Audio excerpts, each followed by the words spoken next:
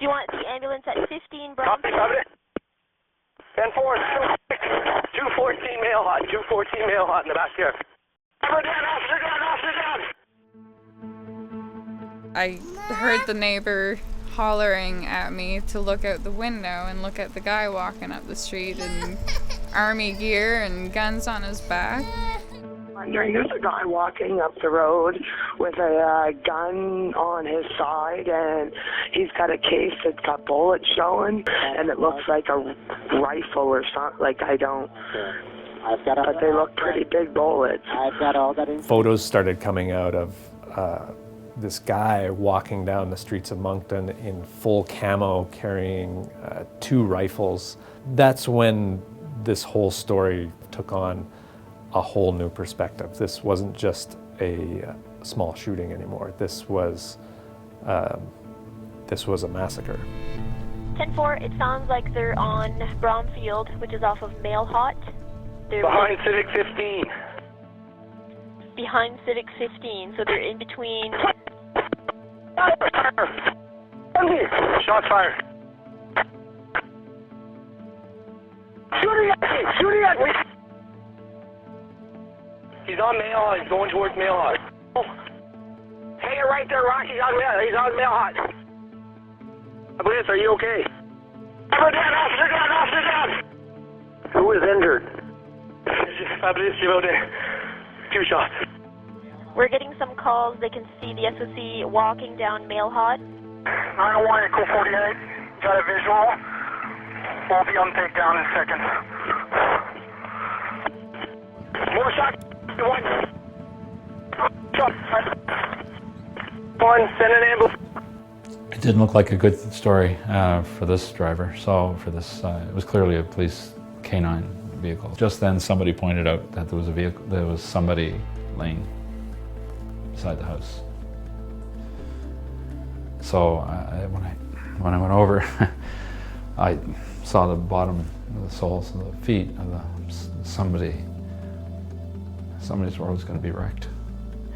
Listen, just at Mailhot and Foxwood off of Hildegard, there's a man with a gun and in camouflage, and he's yelling that he doesn't want to kill civilians, only government officials. Okay, where is this? 9-1, Echo 6.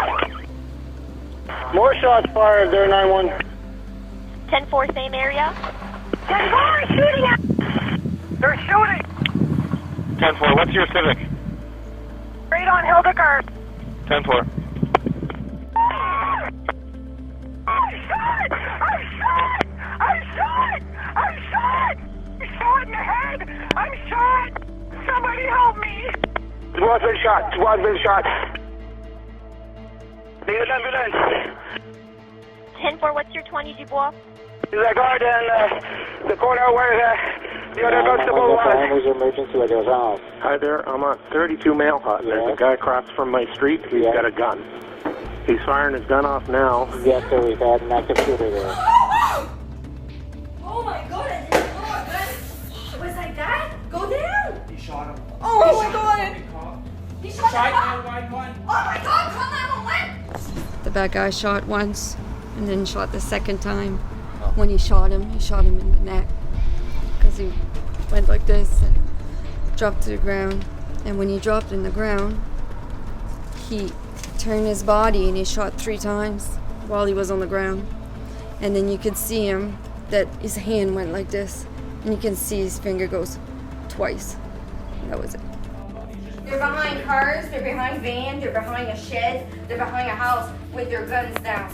There was a flurry of information that came in. We heard about the name of the gunman. We heard that 3 RCMP officers had been mortally wounded, 2 others were injured, but that the gunman remained on the loose. I know who it is you guys are looking for. Okay. You're looking for a Justin Bourque. Just text my neighbor over the last couple days saying he's losing his mind. Okay. You guys never got a call for this guy till Pioneer Street. He lives on Pioneer Street. It's 13 Pioneer, and he does have quite an extensive gun collection. His name is Justin Bourque. Soon after the gunfire was going off, I started asking questions like what the person looked like. Someone described Justin Bourque to a T. I went up to his place. I knew where he lived. The door was open, so I took a peek inside, saw his wallet on the table, laid out, for everybody to see. Took a peek around the corner. I could see the gun cabinet appeared to be, slightly opened. I didn't stay in there long, though. It was just shocking. 911, where's your emergency? I'm the father of the gunman. Okay. So I'm not sure if they arrested him. Sir, who's your son? Justin Bourque. Justin Bourque. Why do you say he's the gunman? Well, I don't know. That's what I heard. Somebody just said. That's who it was. Okay. He was quite upset tonight, and okay. What's your name, sir? Victor Bourque. Victor Bourque. I started getting emails and Facebook messages and texts of all the different things that were going on. That the apparent killer had crossed over the Wheeler Boulevard at one point, came to just north of here, Pinehurst Park, and that he was coming closer and closer to this, to our residence. So we basically locked the doors, turned off the lights, turned on the outside lights to give the helicopters that we were hearing overhead, all of the police force, all the help we could get to apprehend the killer.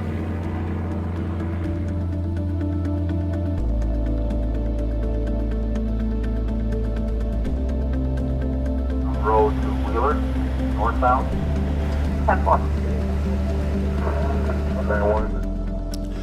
3 of Kodiak RCMP's officers were shot and killed. At this precise moment, we are still actively looking for the shooter. We are urging the people who live in that area to stay inside and lock their doors.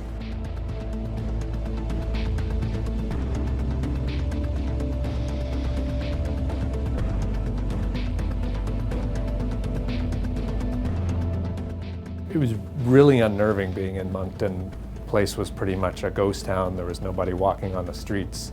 There was barely anybody driving on the streets, and when you passed somebody, you were never sure whether to duck down below the dashboard or put your hands up. The place was just really nervous. The whole city was on edge at the time. What was being said on this police scanner that 80 meters, 90 meters from our home, we could see the backyard of a street that they said the shooter was on. There was police presence everywhere. So we just said, okay, let's go. We took them up to the bathroom, and my wife was more comfortable up there with the kids in the bathtub and away from any windows or doors that any bullets can penetrate through. There's been perhaps the darkest day in the history of the RCMP in New Brunswick. The RCMP family has lost 3 of our colleagues and 3 of our friends. 2 more of our officers are in hospital at present and undergoing surgery. I met with the families this morning prior to coming here, and as you can all imagine, they are hurting. There's actually no way to describe the level of hurt. The sighting where we're sure it was that particular individual was earlier this morning. He is very mobile and still considered very dangerous, armed and dangerous.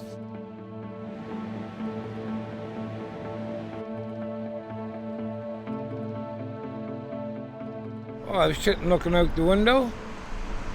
I seen an armoured truck go around the corner to my left.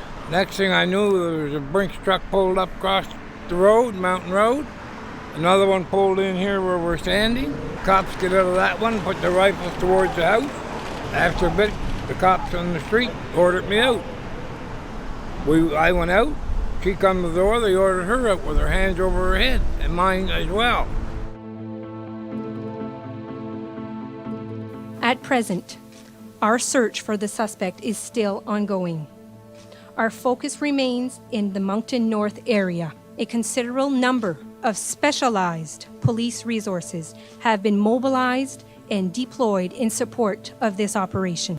We appreciate everyone's ongoing collaboration on this matter and remind people in the Moncton North area to remain indoors with their doors locked and not to disclose, and this is vital, not to disclose any information on police operations via social media.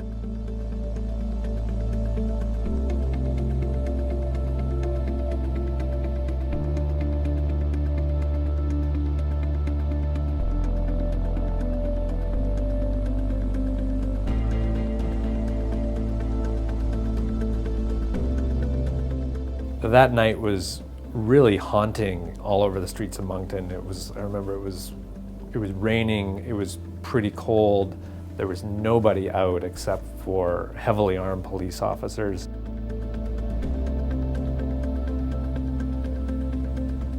But I was listening to the police scanner in my hotel room, and it became clear from the flurry of chatter that took over the police scanner that they had found their man.